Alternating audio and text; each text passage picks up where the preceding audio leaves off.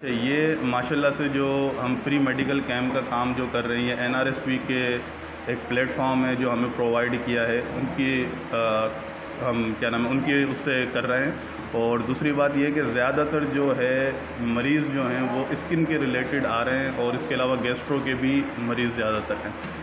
Skin में बहुत सारे जैसे दाद वगैरह ज़ख़म हैं, ख़ारिश की बीमारी है, ये सारे के सारे मसले हैं। फिर गैस्ट्रो की तरफ अगर हम आ जाते हैं तो डायरिया हो गया, पेट में दर्द हो गया, ठीक है, इस तरह के मरीज़ बहुत ज़्यादा हैं। आरएसपी की तरफ से ऑर्गेनाइज़ किया गया है जिसमें हम सारे बच्चों को बच्चों से लेके बड़ों तक, बूढ़ों तक, हर एज ग्रुप के पेशेंट्स को देखा जाता है।